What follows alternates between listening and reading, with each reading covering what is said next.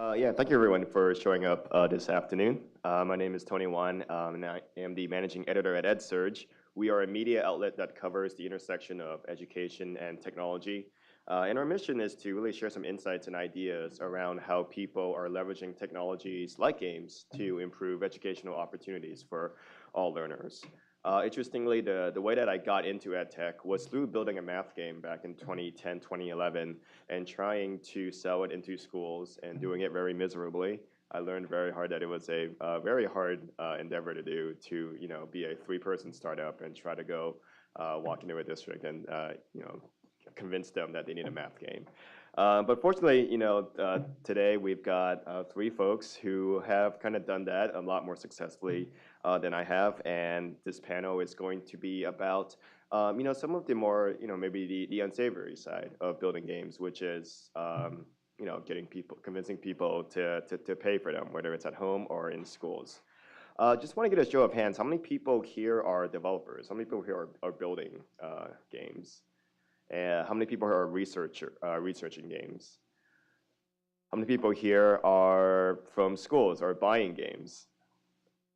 So you've got the wallets to actually make decisions to purchase some of these things. Interesting. Cool. So I wanted to start with introducing the panelists briefly. First up, we've got Lauri from Lightneer. And as I read on your website, your mission is to really revolutionize learning through play and games. And one of your first games right now is called Big Bang Legends, and it's about a mix of physics particles and the periodic table. And I know that you and your team kind of hail from the Rovio folks, the Angry Birds a little bit. So just to start off with, what were some of the tips that you've learned, from your days at Rovio that you're trying to apply now at Lightneer? I think the biggest learning was that it's notoriously difficult to make a great game, and we shouldn't shy from that challenge when we're making great learning games. So I think there's a kind of like when we're investigating back in Rovio days, we're investigating what are the best learning games and how to sort them out. And the problem is that there's like a huge amount of games out there that are basically just sort of masqueraded schoolwork. So it's just like flashcards or stuff like that, and then you add a cute animal, and then you think that kids are going to buy into that. And when we started playtesting like learning games and setting them against other kinds of games like Angry Birds or Candy Crush Saga, whatever else, we could find that like basically whenever the kids get to choose between a learning game and Angry Birds, they always played Angry Birds. So that was kind of like the thing that if you actually want to crack the code, the performance bar needs to be at exactly the same level as if you were just developing another mobile game. And which kind of adds to the challenge because mobile games are right now the most competitive software industry on the planet. But I think that's just the challenge we need to rise up to. And I think like we're pretty close to not just us as a company, but I think this whole community is pretty close to cracking that code. And once somebody puts a game out there on the top of the charts, I think we're going to see pretty amazing things explode from that moment. On selling to the home market or the consumer market, or like the selling in the schools right now? Which one are you doing both? Our business model is through and through B2C. So yeah. Okay. So we see. I mean, the way we structured this is that the game is built as a free-to-play game, so it has these monetization thresholds. Mm-hmm. And I don't know how many of you guys know how a free-to-play game works. Like, what's the basic design principle? Just raise your hand if you do. So I can go to it. So anyway, the free-to-play game is kind of like a game where you add sort of like extra thresholds in the gameplay that stop the gameplay for a while. And you can use these. I mean, we used to talk about them as monetization thresholds because everybody used them to monetize. Because it's obvious, like you want to continue. Okay, can pay up, and you can go to continue. Mm-hmm. But what we actually did, like, there's a brand new model that was launched about a year and a half ago by this company in Finland called FuturePlay. Called View to Play. So they actually decided to replace the monetization thresholds with ads. So basically, it's not the traditional ad-based model where the ads like interrupt you, but it's the kind of the gameplay and game design is designed so that it's a very natural way of encountering the ad. And then instead of paying up, you get to choose to whether you want to view the ad or restart. So that's the basic thing in there. And with my team, we developed a kind of the next step from this called Learn to Play, where we're using monetization threshold not to monetize and not to display ads by default, but to display additional learning material that we developed with guys from Oxford and CERN and so forth. And the thinking is that, like, now if you download the game from the App Store, you can play it as just another sort of like view to play game, with the ads in place. But if you want the additional like Oxford and CERN level learning content, you have to basically subscribe at the negligible price point of 99 cents per month. And when you subscribe, you're going to get these really amazing 30-second mini lectures about quantum physics that actually our play testing is like skyrocketing like crazy that kids really love. So that's the kind of like way we've worked around this. And to kind of wrap it up, what we want to do with this is a fully B2C model. So we want to give this for all the educational institutions, all libraries, all educators, teachers, the whole like sort of subscription model shebang for free. If we feel that that's a great market to introduce this to the kids, and then when they go home, then they're going to nag their parents to subscribe to this stuff, and that's how we're going to make our business. Awesome. Well, thanks, Lauri. To his right is Brandon Pittser. He is the director of marketing at Filament Games.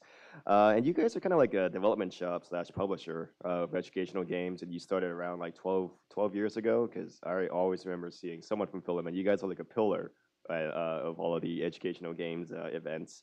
And as I believe it, you guys do try to focus on working with schools and selling institutionally. Is that correct? So across 12 years, what has that been like? Has it gotten any easier, any tougher? Has challenges shifted? Well, I would say, so our shop has been around for 12 years, but the publishing imprint is actually about 3 years old. So we've been selling to schools and districts directly then, and we have definitely iterated our way to where we are right now. We came into it kind of like neophytes, basically, and kind of fought our way to what we know now. I think, for us, the challenge has always been just scaling up. We can work within our region, and we've definitely got schools and districts with full implementations just across the board at the site. But the issue is that the way, particularly with K-12 procurement works, a lot of it is very regionally based. And so the K-12 sales process requires this super high-touch, heavily conversation-based sale where you're in the school a lot, you're talking to all the stakeholders, you're talking to the district technology folks and the curriculum folks, and you often find that those groups are not aligned. So you'll actually encounter some conflict there in terms of those groups having competing goals. So we're growing slowly based on the size of our organization, but it's a regional play for us right now. We definitely have national coverage, where we've been able to find opportunities, as they arise. But the more focus we've got is regional. Great. And do you also have a consumer market or channel as well, or are you focused mostly on the institutional K-12 Very sales? Informally. We have a couple games up on Steam that we just put up as kind of an experiment. We have standalone games up on iOS and Android that are just for purchase, but primarily we are focused on the school market. Great. And then last but not least, we've got Neal Shenoy. He is the CEO of Speakaboos. And before starting Speakaboos, as we just chatted, you've started other media companies in different verticals like sports, for instance. How do those kinds of experiences, those other experiences inform what you're trying to do at Speakaboos, which, as I believe, is an interactive library of about a couple hundred interactive books that you're trying to put in front of kids, young children? Yeah, those experiences were interesting because our model at the parent company that I started called 212 Media, based here in New York, was to find gaps in what big media companies or big publishers were doing and to help fill those gaps through an innovation model where we would start, fund, and operate businesses that could be partnered with big media and where big media could accelerate. So the ethos of the way that we built our companies and sort of inherent in our DNA is this partnership model. And so maybe one of the things that we'll talk about is, as a game developer or an ed tech business that's trying to break into the broader school market, channel strategies and partnership strategies becomes one potential mechanism into that marketplace versus, for example, building sales. And quite frankly, even building a consumer audience can be done via channel partnerships and via consumer partnerships as well. So I think that the biggest lesson that sort of applies to the company that I operate day in and day out It's just the importance of partnerships and sort of building unique competitive advantages in terms of getting into the market at a reasonable cost. Mm-hmm. And then similar question to you, your target markets right now, is it more institution or school-based or more consumer-oriented right now? Yeah, so we have a suite of early childhood literacy products. So as Tony mentioned, Speakaboos is the early childhood literacy product focused on love of reading. So we serve and super serve children 2 to 4 years old. We introduce them to stories with high elements of gamification interactivity. Children use those stories to connect to their points of passion and their interests. They gain background knowledge, they gain vocabulary, but most importantly, they fall in love with reading so that by the time that they are 5, we can introduce them to a sequential, systematic process of how to read through a product that we own called Homer. And so we can serve that child from 2 to 7 years old through a portfolio of products that will be consolidating onto a singular brand. So our focus has been in terms of our team's construction, where we think we can make money, really being a consumer-driven business. That's what we understand. So I built a business in consumer subscription on the music side that scaled to 20 million consumers.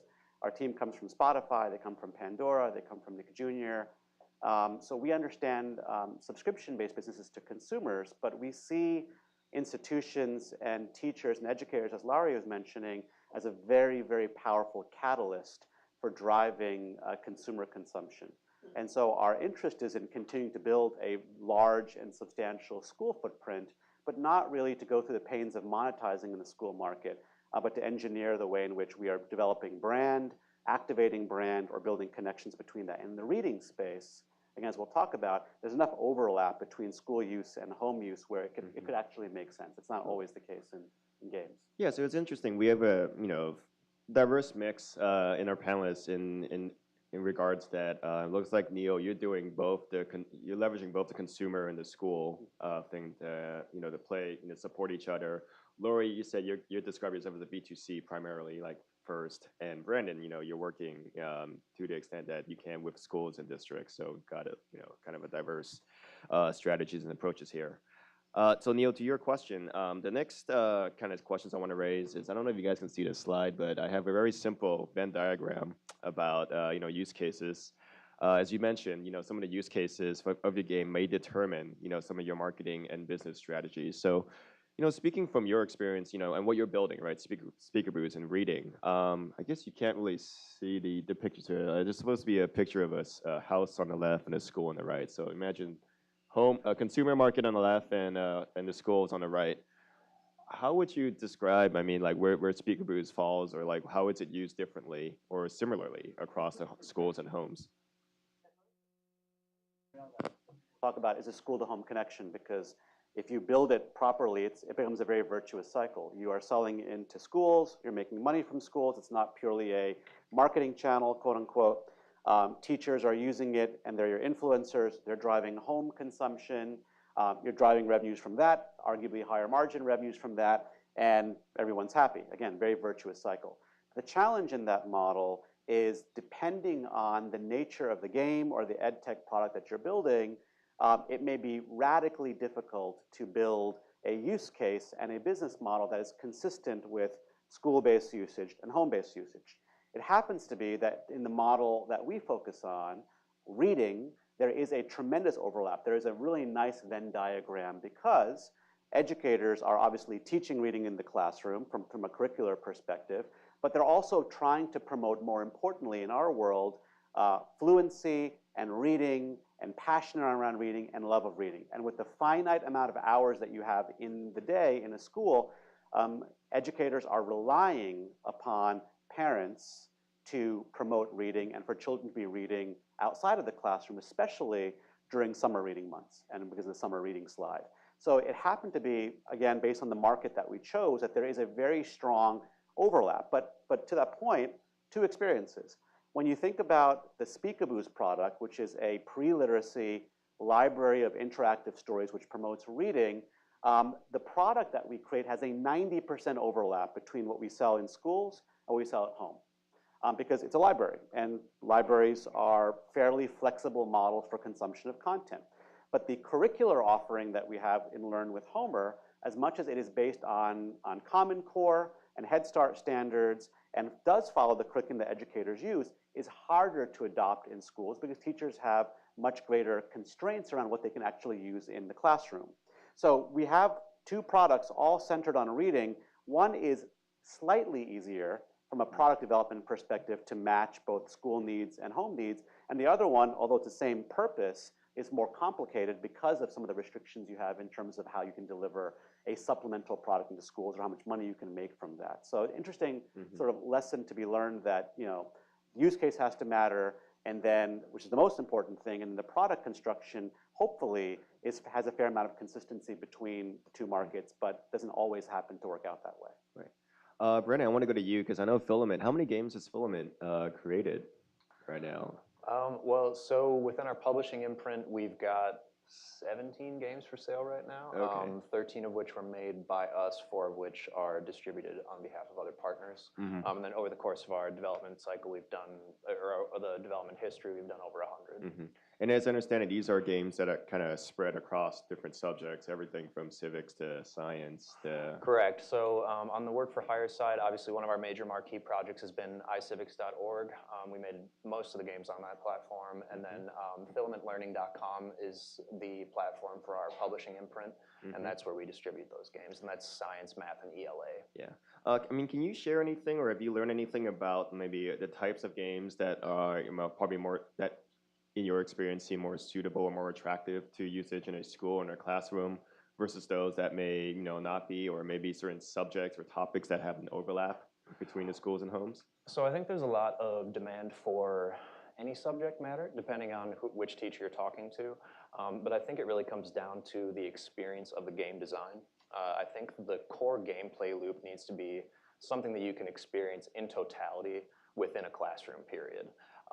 Having a game that's very long form that takes place over several weeks is not tenable because that requires the educator to adopt a level of games literacy that becomes a distraction from what their actual core mission is in the classroom. So I think a lot of it comes down to containing it within that classroom kind of capsule, and then making it so that you can scaffold it across several days if necessary. So something where you can spiral in the curriculum and actually get deeper in the complexity and revisit that core gameplay loop across multiple classroom sessions. Right, so I mean, are you building, like, when you say containing it within the confines of a classroom structure, class is what, 50 minutes long, an hour long, so you chunking it up into episodes? Right, yeah, I mean, as I say, it's really the core gameplay loop. So, whether you do that with levels or episodes or, mini games, what have you, it really just has to be something that is finite enough that allows the educator to not be completely overwhelmed. Lauri, Big Bang Legends, I know that you've tested in schools before releasing it in some consumer markets across the world. Do you see any overlap in the usage at home or usage at home versus usage in the classrooms? So when we've been testing the game, we've mostly done it just in schools, and we haven't actually been tracking the school usage yet because we can't really we just launched the the educator version, I think, 4 weeks ago, so it hadn't been out there for long enough for us to accumulate data, so that's very hard to say. What's been interesting though is that we've been testing in schools, we've gone pretty much all over the world, trying with different kinds of cultures, different kinds of schooling systems, like in Singapore, Hong Kong, Finland, Slovakia. We went to Uganda about a month and a half ago to try it out with Ugandan rural schools. And what we've seen, a couple of things that are truly universal in the playtesting. So one of them is that kids, they pretty much immediately latch on to the game. And I mean, we wanted to start creating a learning game with an easy topic, so like particle physics in our case.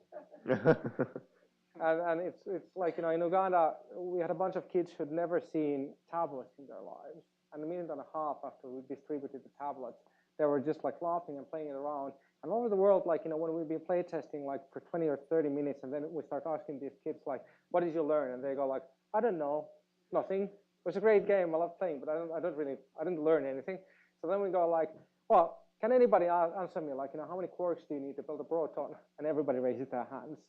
And then you go how many protons do you need to build a lithium atom? And everybody raises their hands. And the kids go like, they're themselves like baffled, regardless of the culture that we're testing. And they go like, wait, what happened? How did I know? In Finland, we had this one kind of sort of school bully kid who completely freaked out about it. And he was like, oh my God, I learned something. I can't play this game anymore. So it's like, I think there is like definitely, to kind of loop back to the original question, like there is an overlap in terms of like, that I think in schools, obviously the motivation to play is the primary to learn. And to this end, we also developed the teacher's guide so the teacher can easily employ the game in classroom. But then, like, when you go home, the game has to be entertaining enough. It has to be like, actually the response from these kids that they don't primarily feel like, hey, I learned something, I want to play again, but they feel like it was like, the best game ever, which is kind of like, the feedback we get from these kids. And if they get that sentiment and they bring that home, I think we're going to have a pretty good interaction between the two different kinds of like markets.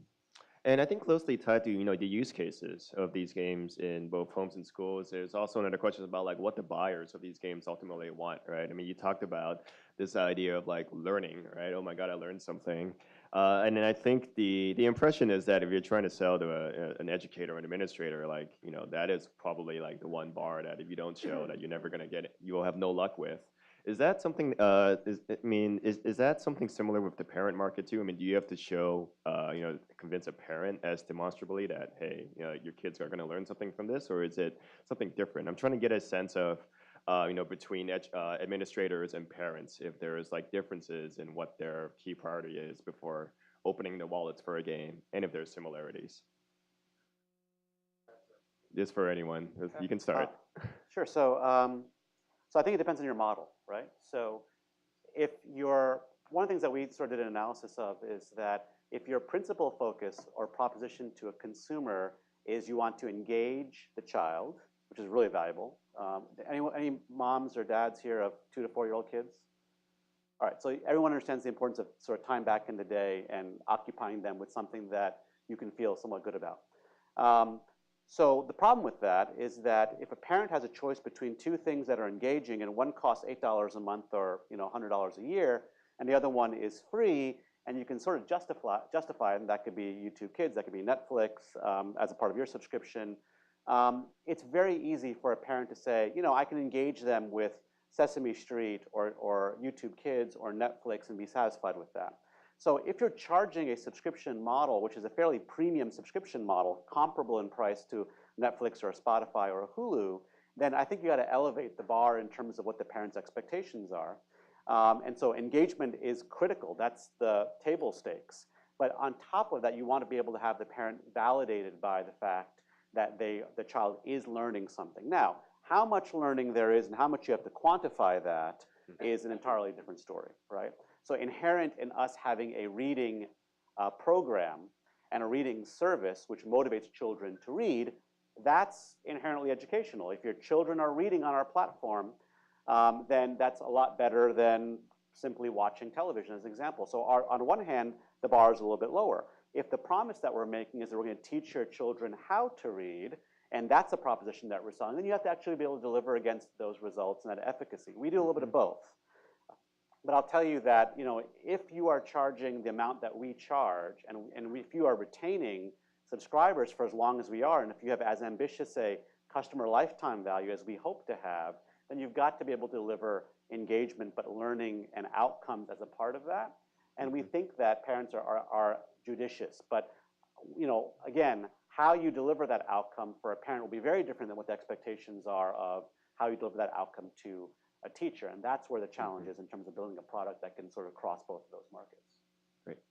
So I think like from our point of view, we've pretty much identified like two very real pain points that are like, once again, there's slight overlap, but it's not exactly the same.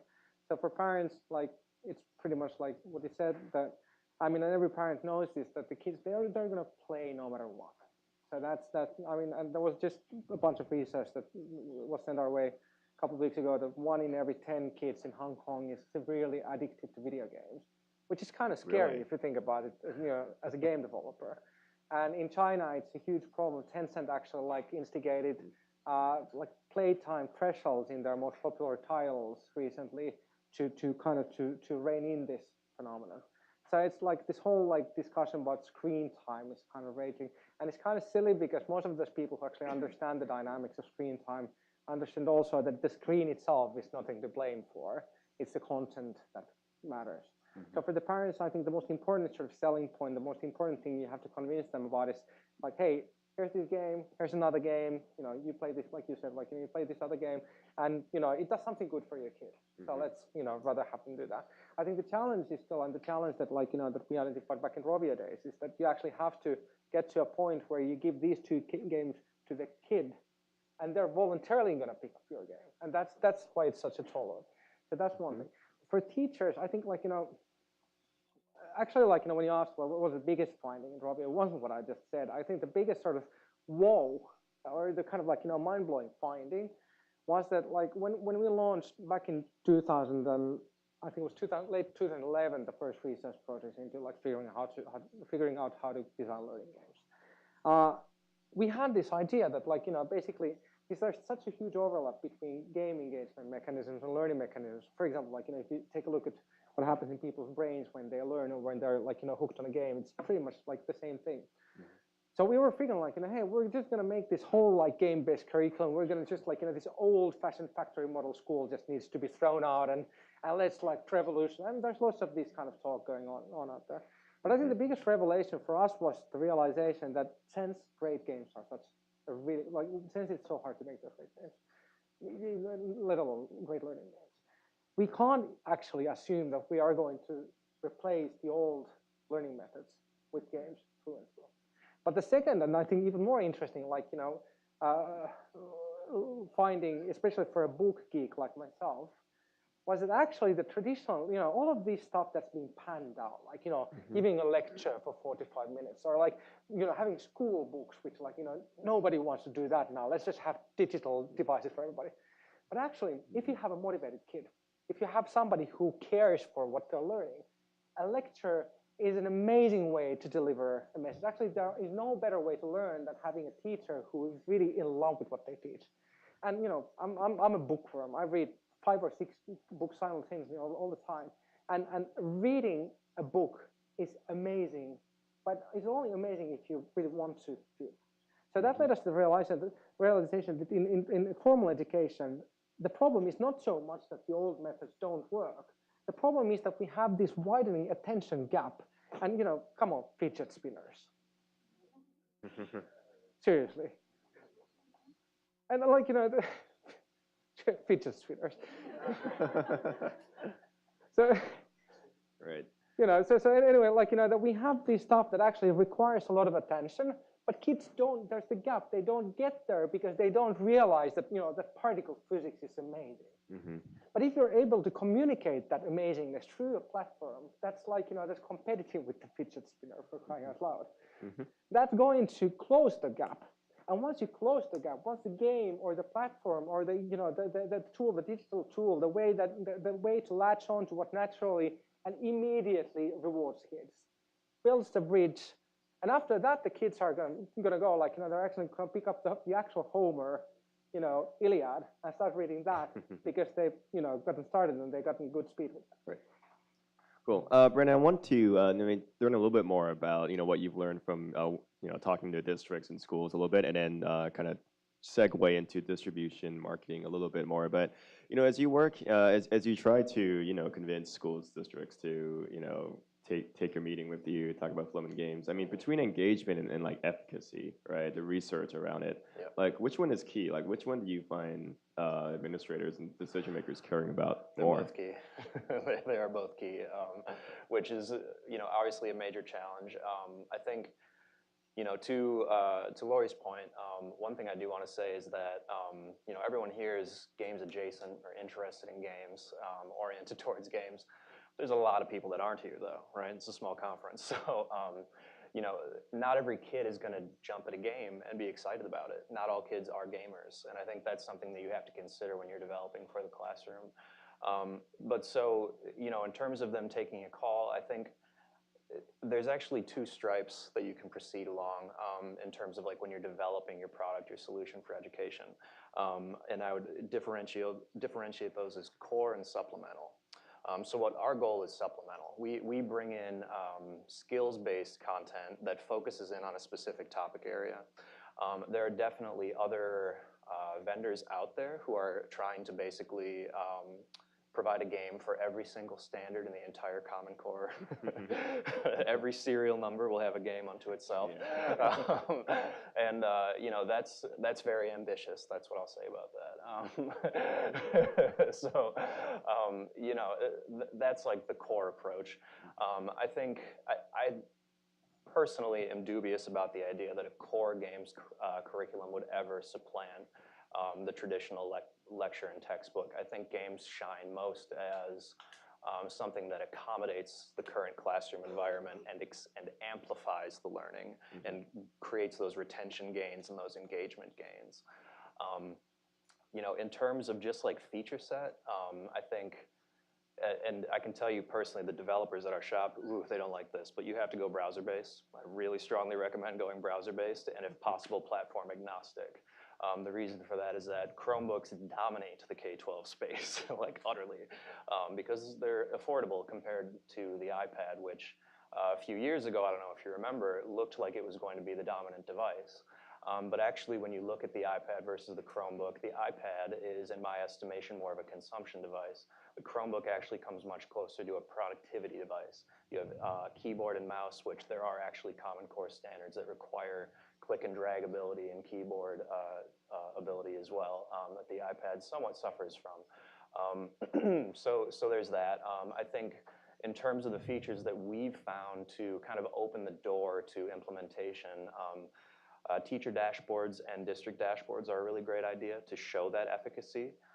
Now, you can go very deep on that data, but you don't necessarily have to. You can keep it at a very high level. And then some curriculum lesson plans to supplement the games materials. And then I would also say, and this is a tip, I would say, is that there is a much stronger appetite for professional development at the district level than there is for just purchasing supplemental curriculum content. And so if you can find a way to create a professional development program oriented around games and then have that be the point of sale and bring your games product into that offering, you can find that the budgets are significantly more generous for that kind of activity. I mean, and going off of that, I mean, I think that one of the things I've heard is that, you know, this idea of like build it and they will come is not really, you know, that's a fallacy almost. And so, you know, for Filament and maybe for, you know, the other game companies here too, I know that Filament, you know, you guys are a publisher of games, and I know that you participated also with efforts to build like a Steam for educational games. There's this idea that I think Glass Lab, you know, tried experimenting with a couple of years ago. Yep. Do we need a Steam for educational games? Boy, I don't know. Can we just use Steam? That's a good question. Or the App Store? You know, I think what teachers do need is a way to find games that will provide value. And so to that extent, I think whether it's one Steam store that encapsulates all of that or several Steam-style stores that encapsulates that, I think what really matters is the standard of quality and that aggregated content catalog. Lauri and Neal, you got Speakaboos and Lightneer and Big Bang Learning, they're apps, right? And they're available in the App Store. But Neal, you said that you also work through distribution and other channel partners to get the word out. Tell us a little bit about that, and does that come along, does that kind of replace the need for marketing and sales force, and what are the pros and cons of the different distribution and marketing partners? Yeah, so selling, for us, our strategy of selling into schools, which is a secondary strategy, focuses on 4 very specific sort of initiatives to get into school and library footprints, right? So the first is Salesforce. We're not a Salesforce-driven organization. We're not good at it. I mentioned the companies that our team came from. They are consumer-driven businesses, and that's what we understand, and we're never going to be able to compete with the large-scale ed tech and education distributors. But we have a sales force, a small sales force, sales executive really, and we manage largely inbound requests that are very bespoke to get our programs into schools, US and internationally, number one.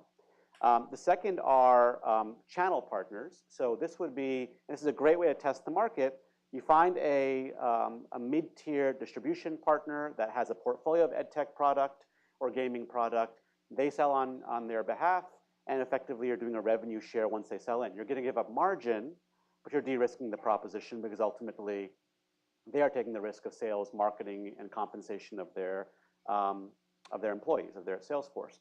The third is OEM.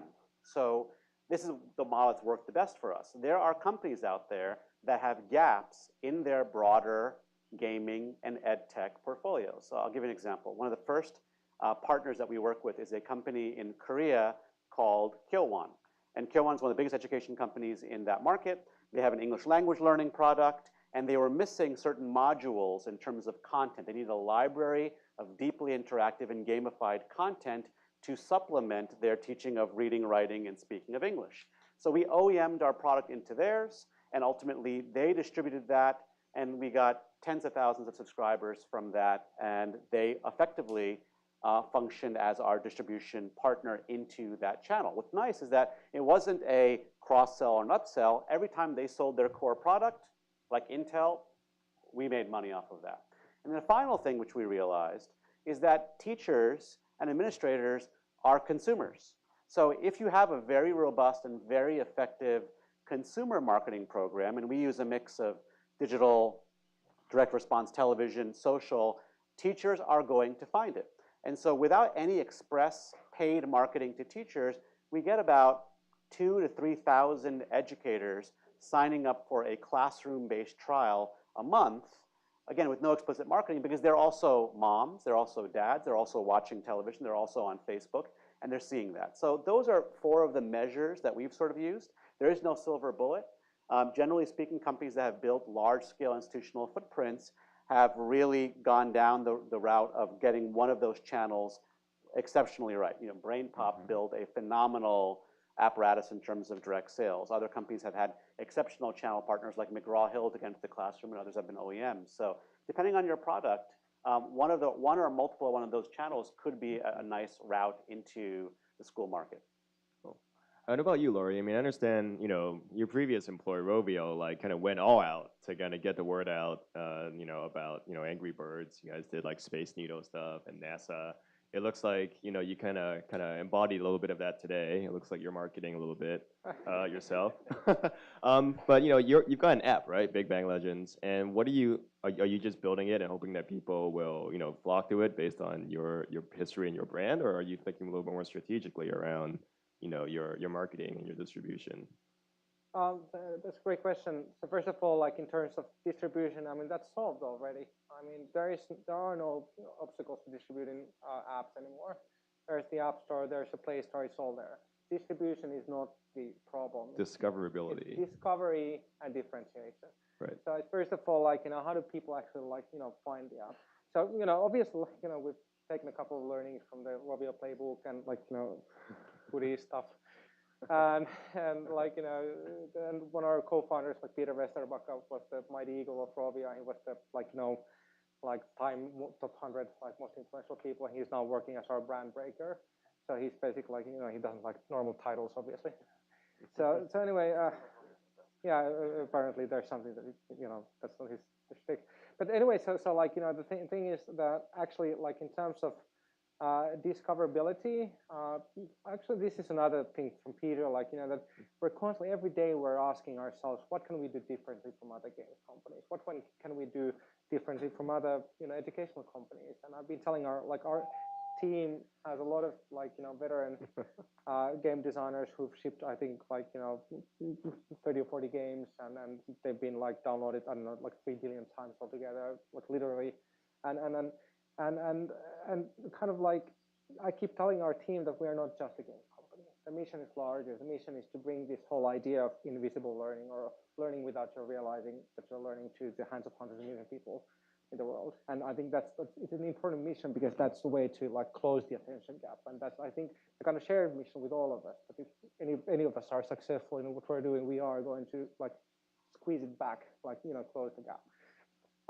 So but in terms of discoverability, I think a couple of important things that we've discovered is that, like, in games business, especially in free-to-play games, there are a couple of concepts like user acquisition, paid user acquisition, customer acquisition cost versus lifetime value.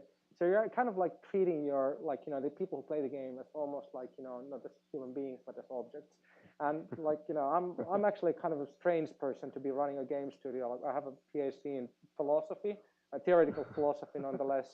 People often ask me, is there any other kind? But so I'm kind of like fluffy-headed humanist, and I kind of I'm a little I don't like that kind of way of talking about the stuff. And then when Peter joined our team and we started talking about, we don't want users, we don't want customers, we want we want to be more like a rock band, we want fans, people we can interact with and who we can cater for. And then we came up with this idea we have a couple of people who are constantly, for example, answering the App Store comments. And then there was one time we have a pretty nice line of 5-star reviews on both App Store and Google Play. But then on Google Play, there was one guy who had some problem with the game, and he gave us 1 star. So then, one of our team went there and she answered okay, let me look into that. And then she went to the tech team, and the tech team solved it. We updated the app, and then she went back and okay, now it's solved. And this guy went and he changed his review from 1 star to 5 stars, and the edited comment was, "You guys are the only game studio here who bothers to read these reviews." So this going the extra mile, really catering, caring about these human beings who we are on this journey together. I think that's a huge thing for discovery. Then at the end of the day, differentiation. I think this is where I don't think we need a Steam for learning games. But the fact is that there are so many learning games that just, that aren't anywhere near the level of what you guys are doing, or Dragonbox or whatever. It's always Dragonbox, Filament games. It's these couple of guys who are mentioned, when people say what are the best learning games. Right. And I think we need a system for to cater to teachers that's going to tell the teachers that, hey, try this, try this, try this. It doesn't have to be a platform. The distribution is there. Steam is there, App Store is there, Play Store is there. But out of all of those millions of titles out there, somebody should be able to universally point out to teachers that, hey, this one and this one and this one, these are the ones you want to try out. Yep. These are the ones that are going to be magical in your classroom. All right, looks like we are out of time, but I want to wrap up with just one final very quick question. It is for all the developers and researchers in the room. If you could each name one company whose success or failures that's worth us doing homework on and learning from about the industry, who would it be? So since we're talking about school and home, I think a good example of a brand that really has exceptional value in school and home would be Scholastic. Scholastic, okay. The products across Scholastic, school and home are different challenges, but a brand that's admired by teachers and admired by parents, and also to some degree really engaging to children would be Scholastic. I'd study that. I'd study their book club, their book fair business, obviously their digital business as well, part of which is with HMH, as a really interesting model for one way it can be done. Brandon? Well, I think I would recommend GlassLab, actually, as you mentioned earlier. I think GlassLab is a really interesting case study because their approach to data was very high fidelity.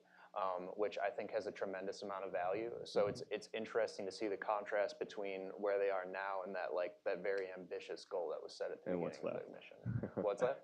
And yes, right. What's left? Right. Yes.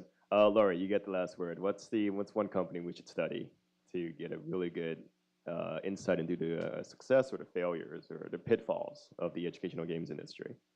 Well, I mean, I'm sorry, but I think the company that I need to drop here is not an educational or gaming company, but I think one of the companies that I've personally looked into most closely and how to basically go venture somewhere, pioneer somewhere that nobody's gone into, somewhere that many people when we started Lightneer thought was complete lunacy, and how to go the extra mile. I think one of the most important inspirations and role models for us has been Virgin. Virgin? Yeah. Okay. Just be a little crazy, go venture out there. Hack the woods, see what's out there. Sometimes there's a tiger that's going to eat you, and sometimes there's going to be something amazing. And at the end of the day, I think that using that idea and philosophy of going the extra mile as the tool to conquer those pitfalls ahead of you, I really connect with that. Awesome. Well, Lauri, Brendan, and Neal, thank you so much for joining us this afternoon. Thank you for coming to our session.